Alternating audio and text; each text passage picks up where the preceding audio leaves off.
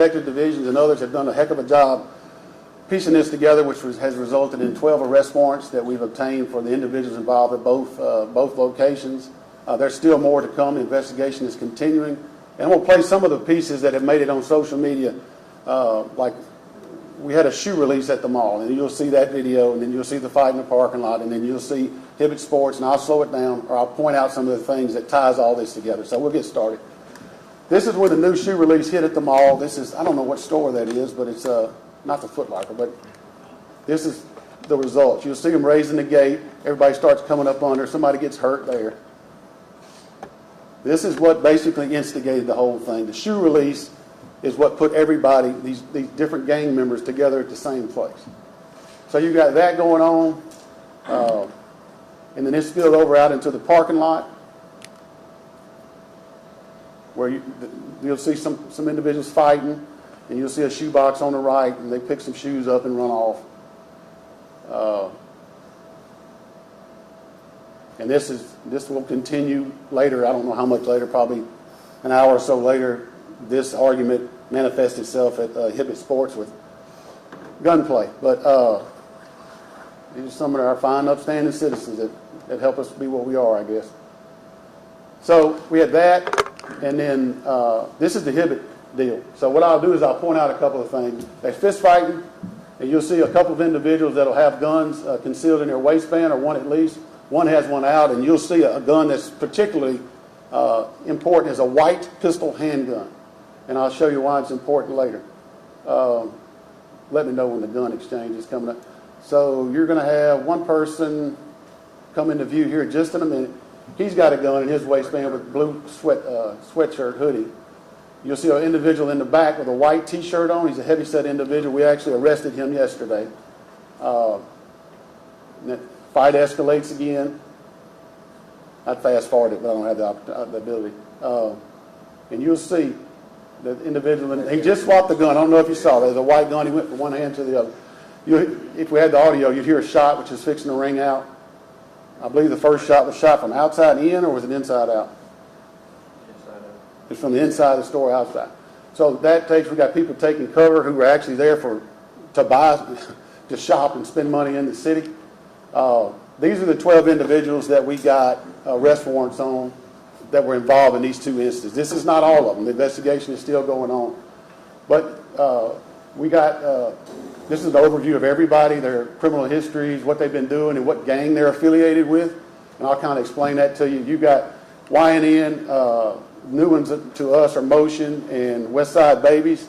And basically what you're seeing, and this is, people ask, why did this happen? There's a lot of reasons why this happened. There's no accountability. There's a lack of respect for each other. And basically what this is about 4 letters on a compass, north, east, south, and west. These individuals are so proud of themselves and so protective of where they live, 3 miles away, they'll shoot at somebody with no regards to who's standing in the way or bystanders or anybody. One of the individuals that got shot in this was an intended target, one was a bystander. I wish they could be as proud of themselves as they are of a geographical point on a map. Imagine how this city can be transformed if we gave that much energy. If you're willing to die and shoot somebody to better yourself in this community. Beyond me, I don't get it. So we got DeMaurice Mizo. He just turned himself in on the left. He just turned himself in this morning. You'll see his criminal history. He's got attempted second-degree murder. Derek Dwayne Brown, we're looking for him. He's got a criminal history with attempted second-degree murder. Philip Latron Lyons, attempted second-degree murder. LaTerrence Tyquez Brothers, another attempted second-degree murder. So these are no new people. We've arrested them before, and other agencies have arrested them before. They're either out on bond, I don't know the dispositions of it, but these are not just people that had a bad day and decide they're going to carry a gun in their waistband and shoot inside a commercial business. This is not new behavior. This is a continued pattern of what they've shown. These are gang, is this why I'm doing this? Gang, why am I doing this? Do you remember? These are people who are still wanted. These are people that are still wanted. We're looking for Joshua, as he calls himself, a Reaper. We're looking for Ray K, and you'll see what Ray K did here in just a minute. We're looking for Damarin and Sean Darius. We've got riot offenses on all of them. These are the other ones that we're looking for. With Paul David, we arrested him yesterday. He was the one with the white handgun you saw in Hibbett Sports. We got Motion, and West Side. Now, West Side Babies, from what we're learning, is a West Monroe-based gang. They have affiliations with anybody or by themselves? Huh? Southside. Southside, like you Deuce 5. So what you're seeing, the reason this happened, they were all gathered together because of a shoe release. Then the territorial dispute started happening because there's a void in leadership in these two gangs, YN and Deuce 5. And all these other gangs they're trying to fill a leadership hierarchy that has been dismantled. We've done great work through ATF, detectives, Monroe PD, DEA, ATF, of dismantling the tops of YN and Deuce 5. So now we have a fight and a struggle to see who's going to be the ones to run these gangs. So that's what you're seeing. We cut the head of the snake off. It's starting to remanifest itself, and we'll continue to do what we've been doing. This is Ray K, one of the ones involved. He put that in a social media post out telling everybody to get out of here. They on the way, which led to some of our fine, very brave individuals who were involved with this, who are now cowarding away somewhere in Nebraska. One of these individuals is Philip Lyons and Derek Brown. Derek Brown is actually, I think, the one in the gray jacket. I'm not sure, on the right. He got shot in the abdomen. He was an intended target.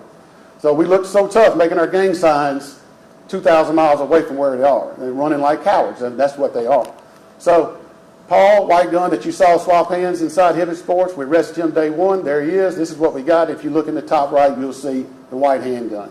The stuff on the right, it looks like kids' candy. It's either going to be THC edibles, some sort of gummies, illegal substances that he's not supposed to have, in addition to our weapon of choice, which looks like an AR-type pistol.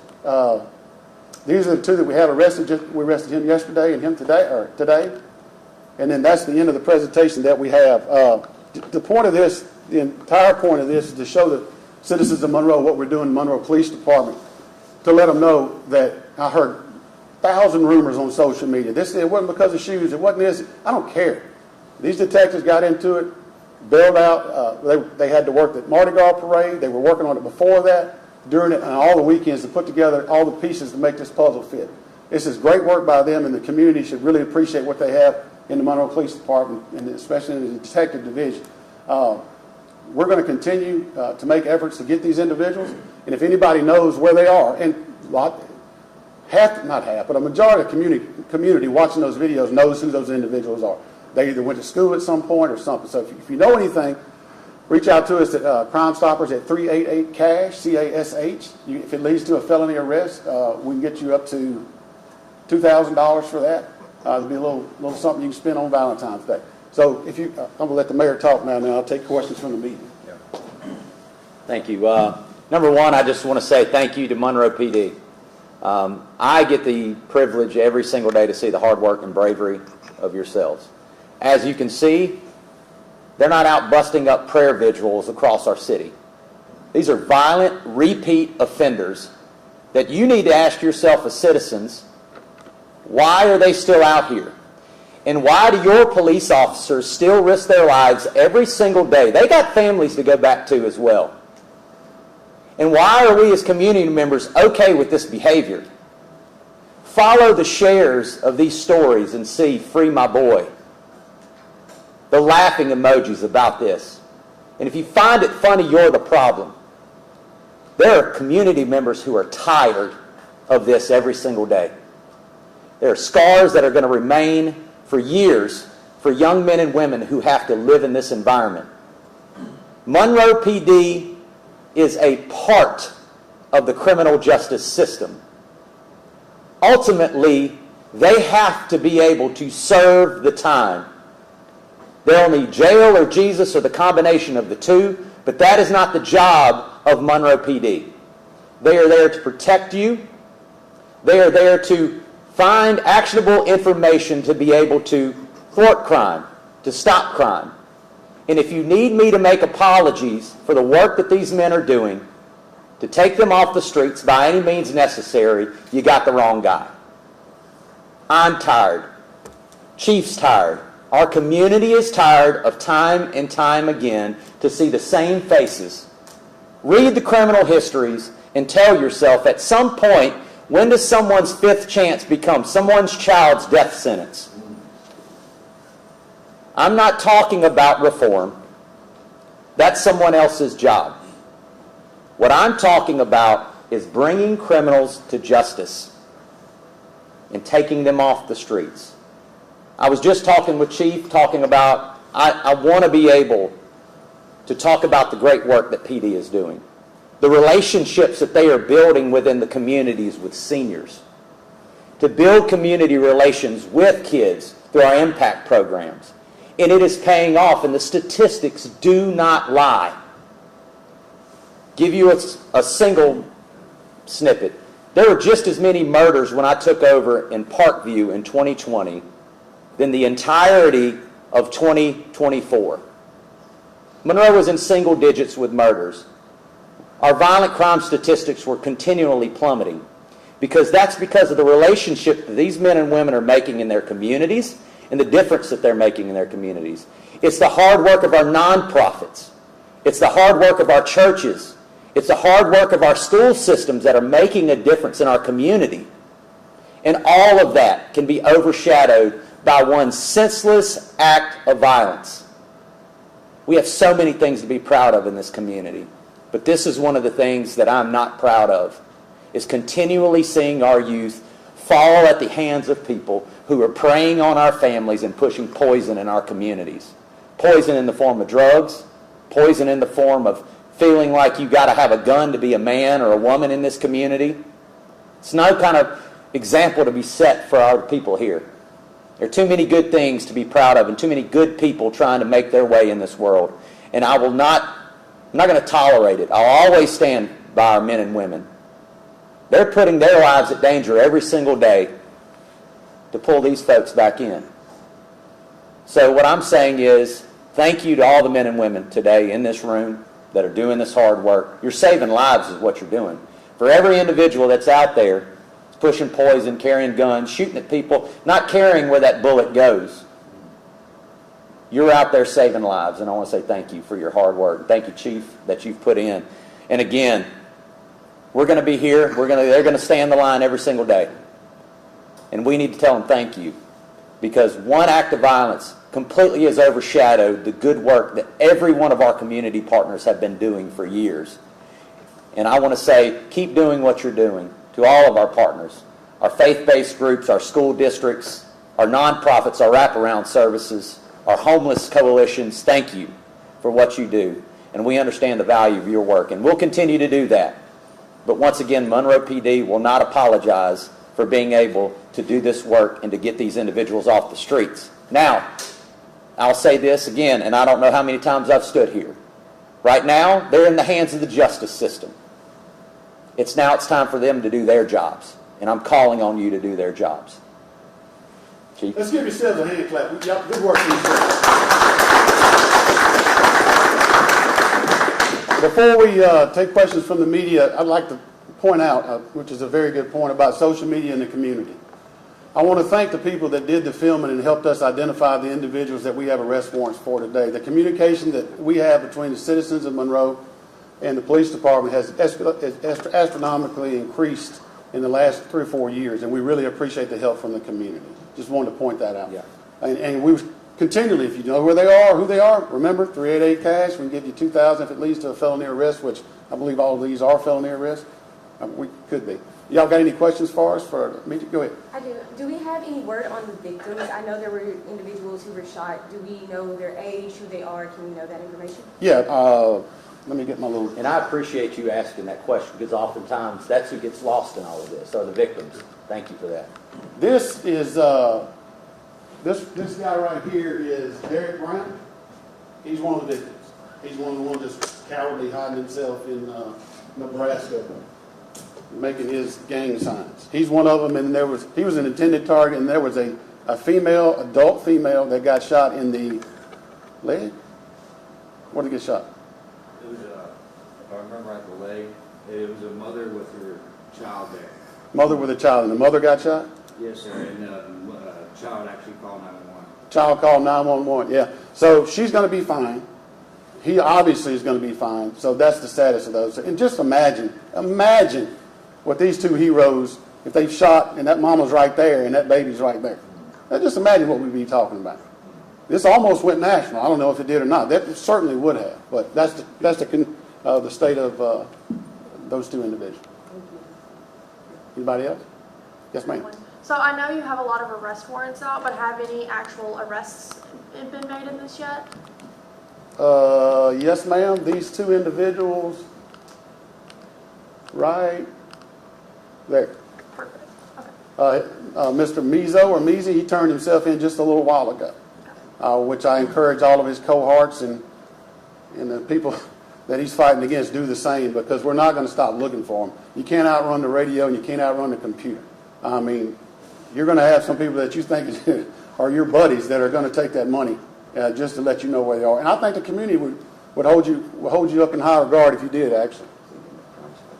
Yeah, once again, 388 cash. CASH, that's $2,000 if it leads to a felony arrest. All you have to do is call that number. It's totally anonymous. Nobody knows who you are. You're a number on a piece of paper. You go to the bank or the credit union and you pick your money up, or you can have somebody pick it up. It's strictly anonymous. I want to ask, are the... Go ahead. You good? Go ahead. Okay, my bad. I want to ask, are the suspects all like youth? Are they juveniles, or do we have some adults mixed in there? Everyone here is an adult. I believe we have one 17-year-old, I think, and that now is back to being an adult. So it is unusual, because usually what we've been seeing is an uptake in the little feeder gangs, which some of them now are 11, 12, and 13 years old, shooting guns and running around.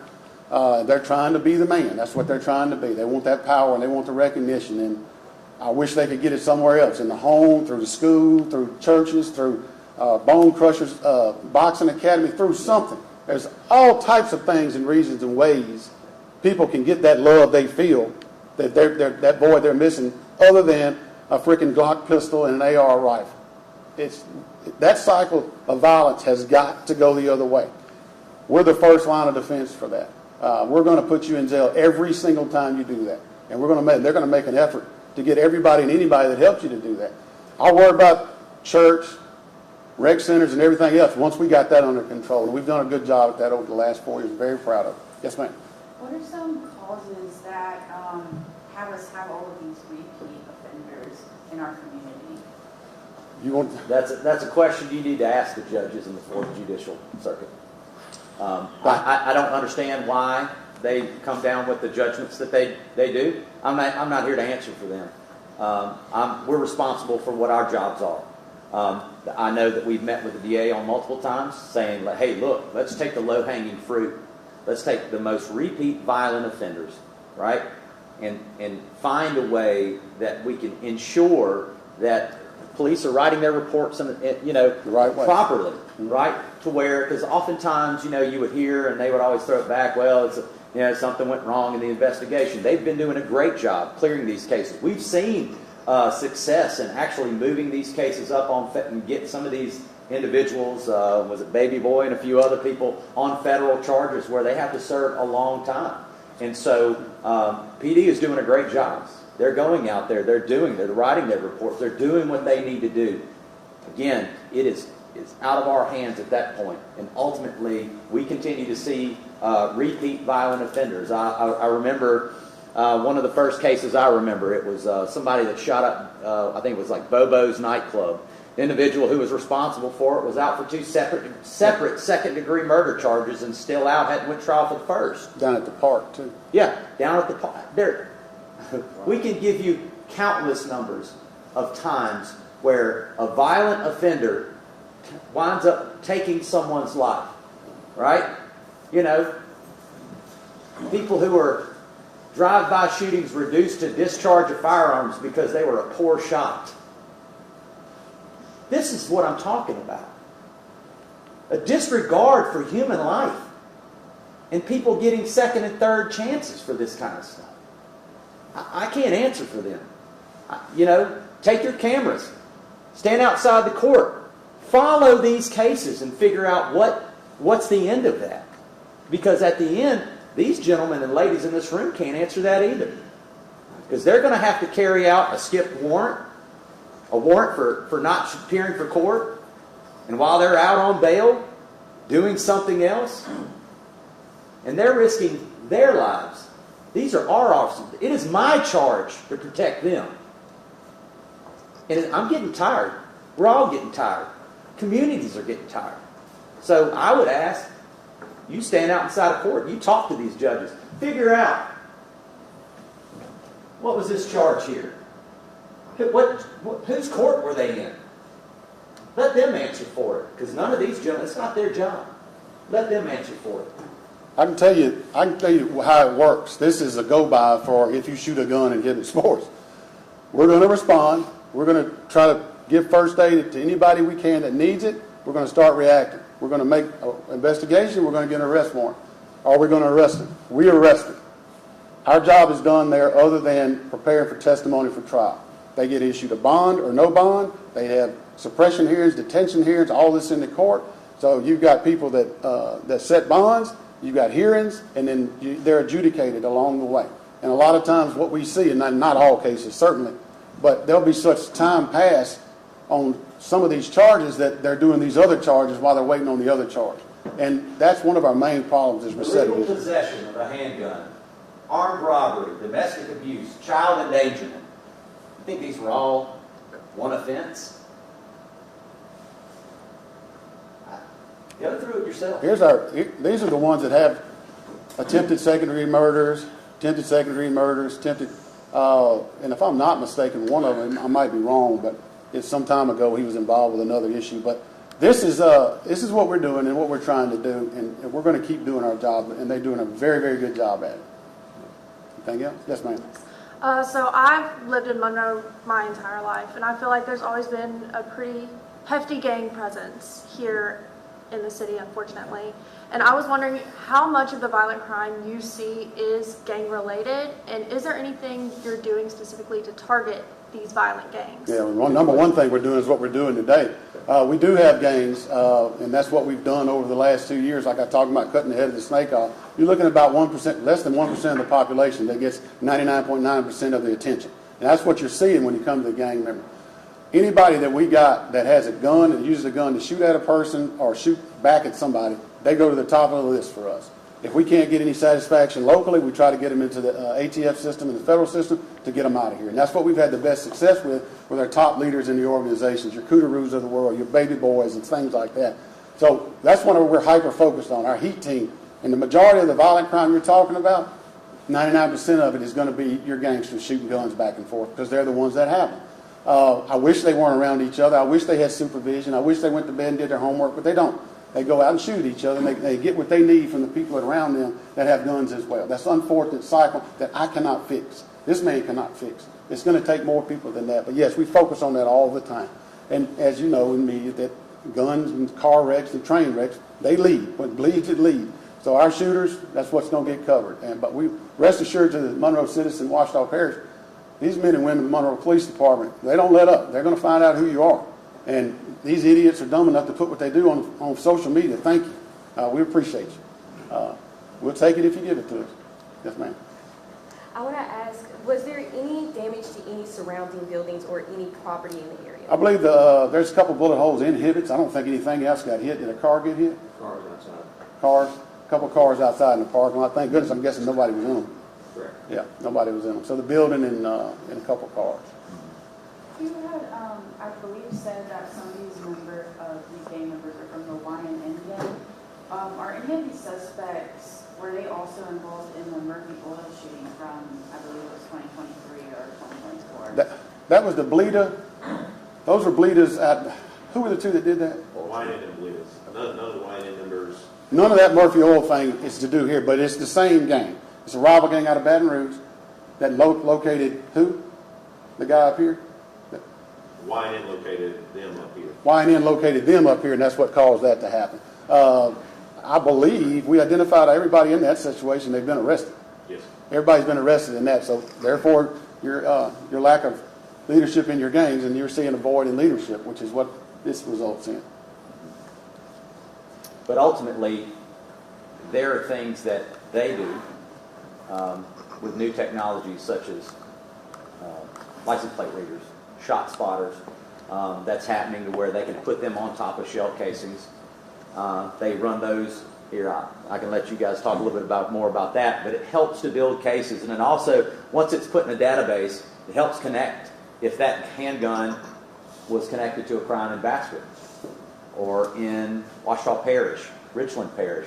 Because ultimately, these things, and I can tell you this, the relationships built with Washita Parish, the state troopers, surrounding agencies, is the best that it's ever been. They're working together on these things, right? You know, there isn't this territorial issue of, oh, you're in Monroe or they're working together.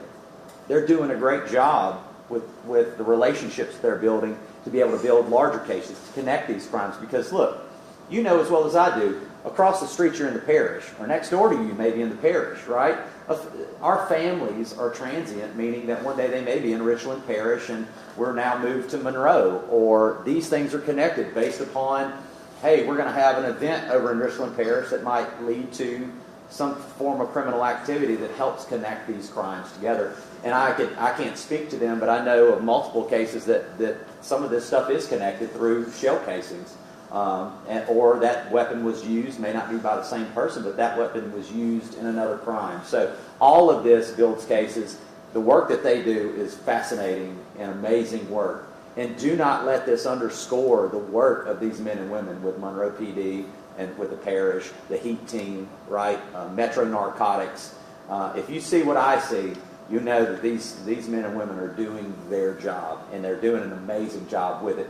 And the professionalism that they bring to what they do, I cannot overstate, and again keep bragging on the men and women of Monroe PD. They're amazing individuals, and I'm proud of their work. And like I said, they're saving lives.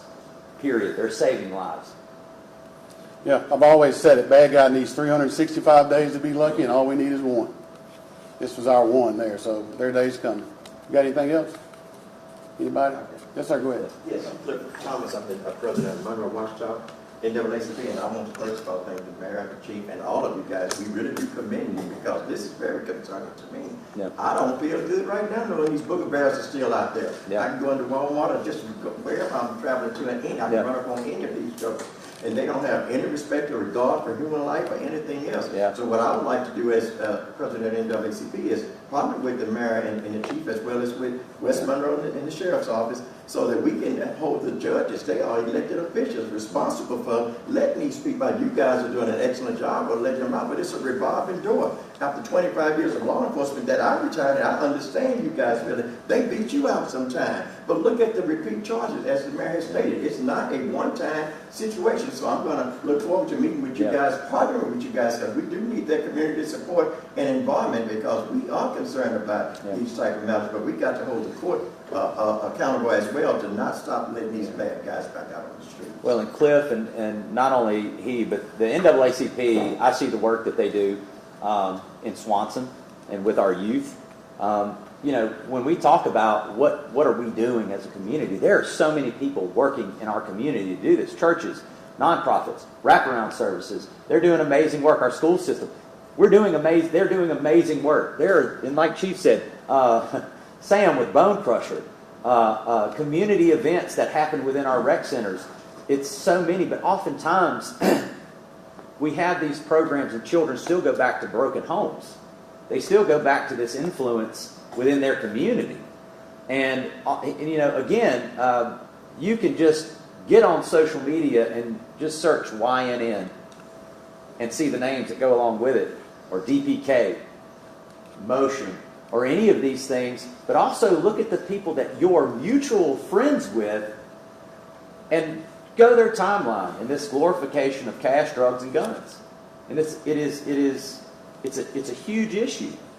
And you can't tell me that, you know, and I can't imagine being the parent of a child that has these type weapons stored in their, in their home. And I'm just saying this as parents, if you need help, we can connect you with people who care for their community and want to help. You know, we can help you get the resources that you need. If you're a partner of a wraparound service, and the Impact program is a great program that Flip and our team run. The senior program that's happening right now are building relationships with seniors who are sometimes feel scared in their community and don't know who to turn to. But these programs are giving them and building relationships with Monroe PD and getting them comfortable with being able to reach out and having someone and have that relationship built, because they are the matriarchs and patriarchs of our community, right? They are the ones who've lived in communities. They've either seen the rise or the decline of their families or the conditions, and these programs are working. They're communicating with PD now. There are times where they roll in communities and nobody saw a thing. But now you have people in avenues and relationships being built that there's, not as many as we wish, Right. but more people are speaking up because they're tired. And we're tired too. And if you need, if you're afraid, things are going on, you need help, contact us. Reach out to us. We are willing to help. This is too important to fail. So many opportunities right now that we miss out on because of stories like this that lead. Too many things. And it underscores, again, it goes back and defeats, and it completely ruins all the great work and the great things that are happening right now in our region, within our communities. And we're here to help in any way possible. I think everybody, if somebody had the answer to this, no community would be suffering from this, right? If anybody had the answer, nobody would be going through this. A lot of people have different solutions, but nobody's came up with the answer yet. And so, but we're willing to listen, we're willing to learn. Do we get it right all the time? No, we don't. But we're always willing to do better. And Cliff, thank you for standing up and saying something, and the work that you guys do, because I see the work that you guys do, and it's meaningful work. So thank you. Yep. Yes, ma'am. I want to ask, do we know what type of guns were used? Did they have switches? Was there anything particular? I don't believe any switches were located. We did recover the one handgun. I don't know what brand it was. It didn't look like a Glock. I don't know what it was. Some sort. But the majority of these were handguns. Even the concealed carry laws. No, it's not illegal for you to conceal carry, but it is when you're a felon. Yeah. It is in a school. It is in a city building. It is in a rec center. That's right. And so that's why it's good to know the facts. And good to know that people who are carrying, it's like somebody may say, well, what's wrong with this individual carrying a gun to defend themselves? Well, it is when you're a felon. And it is when you're a felon, and it is whenever you've got a history of violent crime. Because, once again, that's where I take issue. Yes, ma'am. So I was just wondering, what are the weapons that were used in this incident, and the weapons that these dangerous people are able to obtain, are they legally obtained, stolen? That's what I was just about to say, and I couldn't remember what I was going to say. I encourage, I'm going to leave, this is going to be our last thing, but I'm going to leave you with this. I keep up, and I've done it since I said, where are all these guns coming from? And I've dealt with some myths that have been put out that the police are allowing this guns to happen, to have the gangs fighting each other. There's a railroad car down here on Jackson Street that's full of guns that got stolen. I pay attention to and I've run the numbers for us, guns that are stolen out of vehicles in our city, and I keep up with the parish. You double that and combine that with Morehouse Parish, there are thousands of guns that people leave in their vehicles, and they're stolen, and they're using these. We recover them all the time. Matter of fact, I just got an email about there were numerous guns just recovered on something that were stolen out of vehicles. People say that's just too. I think it seems too simple to be. But please do not leave your handgun or rifle or anything in a car that's unlocked. These people are literally opening doors and taking it. They're not even breaking the window. So that's the majority of where there was a post on a neighborhood group the other day of individuals popping cars, and they had someone's rifle literally slung over the back of their back, and they were just popping handles. And this was a community group that caught it on, their ring cameras, and so, or their security systems, and so you shouldn't have to lock it. But guess what? Yeah. What world do we live in? Lock your doors, man, and take your guns out of your car, please, and make everybody's life better. All right, we appreciate everybody coming. Thank you so much. Thank you, April. Thank you, Matt. April, we is on your story. Yeah, look, put all your stuff back on. You want to still use that microphone? Which one? The stick mic I got up there? Yeah, that's fine. Because I can leave this on.